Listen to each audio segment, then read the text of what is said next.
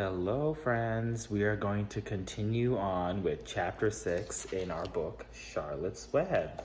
So, when we last left off, Wilbur was just getting acquainted with Charlotte the spider, who is going to be his new friend. He's been looking for friends for a while on this new farm, and now he's found one.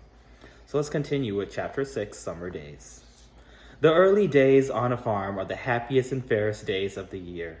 Lilacs bloom and make the air sweet and then fade. Apple blossoms come with the lilacs, and the bees visit around among the apple trees. The days grow warm and soft. School ends, and the children have time to play and to fish for trouts in the brook. Avery often brought a trout home in his pocket, warm and stiff and ready to be fried for supper. And now that school was over, Fern visited the barn almost every day to sit quietly on her stool. The animals treated her as an equal. The sheep lay calmly at her feet. Around the 1st of July, the work horses were hitched to the mowing machine, and Mr. Zuckerman climbed into the seat and drove into the field. All morning you could hear the rattle of the machines as it went round and around, while the tall grass fell down behind the cutter bar in the long green swaths. Next day, if there was no thunder shower, all hands would help rake and pitch and load, and the hay would be hauled to the barn in the high hay wagon, with Fern and Avery riding at the top of the load. Then the hay would be hoisted sweet and warm into the big loft, until the whole barn seemed like a wonderful bed of timothy and clover. It was fine to jump in, and perfect to hide in, and sometimes Avery would find a little grass snake in the hay, and would add it to the other things in his pocket. Early summer days are jubilee time for birds. In the fields around the house, in the barn, in the woods, and in the swamp. Everywhere, love and songs and nests and eggs. From the edge of the woods and the white-throated sparrow, which must come all the way from Boston, calls, "Oh, Peabody, Peabody, Peabody," on an apple bough. The phoebe teeters and wags its tail and says, "Phoebe, Phoebe." The song sparrows, who know how brief and lovely life is, say, "Sweet, sweet." If you enter the barn, the swallows swoop down from their nests and scold. They say, in early summer, there are plenty of things for a child to eat and drink and suck and chew. Dandelion stems are full of milk. Clover heads are loaded with nectar. The Frigidaire is full of ice-cold drinks. Everywhere you look is life, even the little ball of spit on the weed stalk. If you poke it apart, it has a green worm inside it. And on the underside of the leaf of the potato vine are the bright orange eggs of the potato bug. It was on a day in early summer that the goose eggs hatched. This was an important event in the barn cellar. Fern was there sitting on her stool when it happened. Except for the goose herself, Charlotte was the first to know that the goslings had last arrived. The goose knew a day in advance that they were coming. She could hear their weak voices calling from inside the egg. She knew that they were in desperately cramped positions inside the shell and were most anxious to break through and get out. So she sat quiet still and talked less than usual.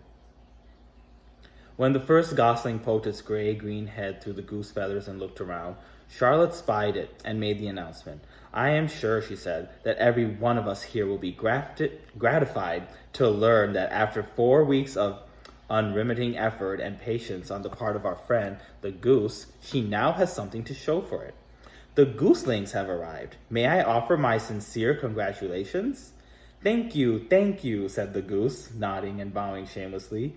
"Thank you," said the gander. "Congratulations," shouted Wilbur. "How many goslings are there? I can only see one." "There are 7, said the goose. "Fine," said Charlotte. 7 is a lucky number."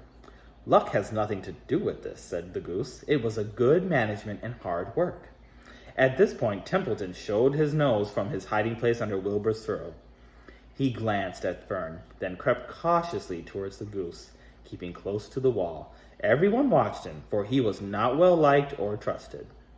"Look," he began in his sharp voice. "You say you have 7 goslings. They were 8 eggs. What happened to the other egg? Why didn't it hatch?"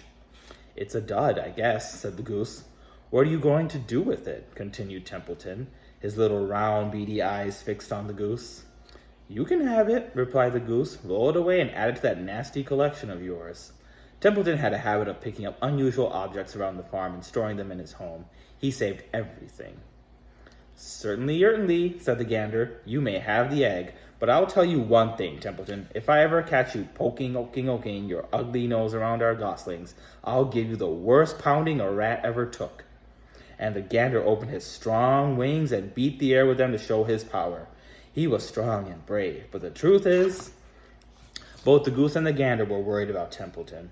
And with good reason, the rat had no morals, no conscience, no scruples, no consideration, no decency, no milk of rodent kindness, no consumption, no higher feelings, no friendliness, no anything. He would kill a gosling if he could get away with it. The goose knew that. Everybody knew that.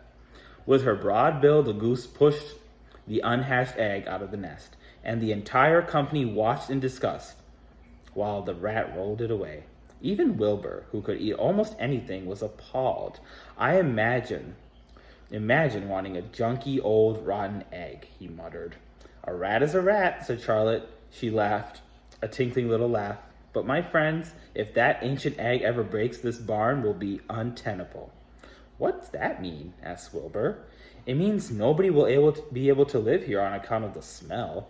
A rotten egg is a regular stink bomb. I won't break it, snarled Templeton. I know what I'm doing. I handle stuff like this all the time. He disappeared into his tunnel, pushing the goose eggs in front of him. He pushed and nudged till he succeeded in rolling it to his lair under the throw. That afternoon, when the wind had died down and the barnyard was quiet and warm, the gray goose led her 7 goslings off the nest and out into the world. Mr. Zuckerman spied on them when he came with Wilbur's supper. Well, hello there, he said, smiling all over. Let's see. 1, 2, 3, 4, 5, 6, 7. 7 baby geese. Now, isn't that lovely? All right, friends, we will do chapter 7 the next day. Have a good day. Bye.